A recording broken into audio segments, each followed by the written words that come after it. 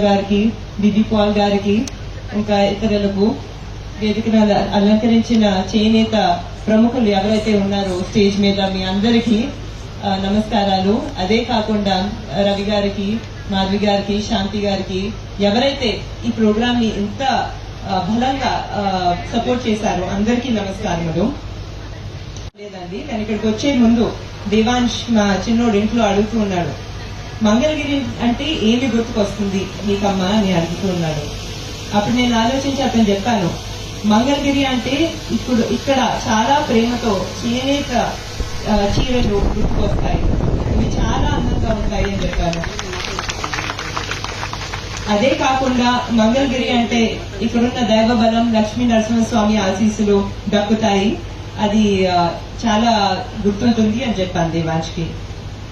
నేను చిన్నప్పటి నుంచి పెరిగేటప్పుడు మా అమ్మగారిని, ఇంట్లో అమ్మమ్మ గారిని ఈ అందమైన చీరలు కట్టుకోవటం చూశాను. అదే కాకుండా మా ఇంట్లో నాన్నగారికి, ఒక చిన్న దేవాంశ్కి ఇక్కడున్న లక్ష్మీ నరసింహస్వామి గుడి అంటే ప్రాణం. సో అందుకే నాకు ఎప్పుడు మంగళగిరి వచ్చినా కూడా, మా ఇల్లు ఇక్కడే ఉంది, మంగళగిరిలోనే ఉంది, ఎప్పుడు ఇక్కడ వచ్చినా కూడా మా సొంత ఊరికి వచ్చినట్టు అనిపిస్తుంది.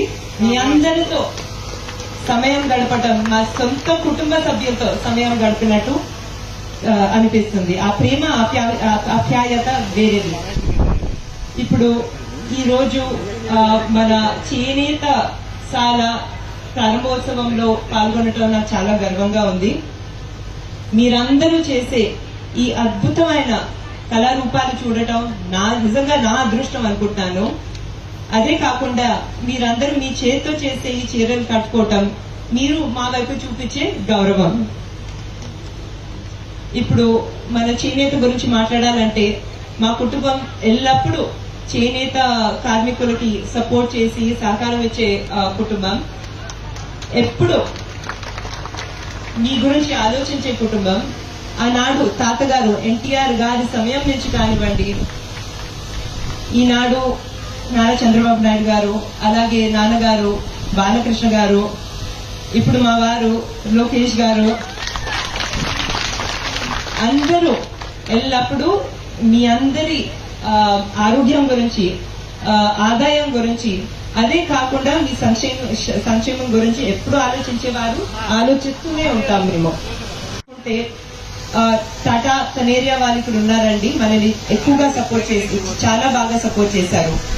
వాళ్ళు ఇక్కడ ఈ ఆధునిక డిజైన్ ఏవైతే చీరలకి చాలా మోడర్న్ గా ఉంటాయో ఆ డిజైన్ ను షేర్ చేయడం జరిగింది. దానివల్ల మీ అందరి ఆదాయం కూడా పెరుగుతుంది. అదే కాకుండా ముఖ్యంగా కొత్త కొత్త మిషన్లు ఏవైతే ఉన్నాయో వాటిని మనం ఉపయోగించి ఇంకా ఎఫిషియెంట్ గా, ఇంకా మంచి డిజైన్లు చేయొచ్చని అది నేర్పించడం జరిగింది. ఆ మిషన్ అందచేయడం కూడా జరిగింది. అదే కాకుండా ఆ మిషన్ల మీద ట్రైనింగ్ ఇవ్వటం జరిగింది. దీనికన్నా అన్నిటికన్నా ముఖ్యం ఏంటంటే, బిబి పాల్ గారి ఎవరైతే ఇక్కడ ఉన్నారో క్వాలిటీ కంట్రోల్ మీద కూడా చాలా ట్రైనింగ్ ఇవ్వటం జరిగింది.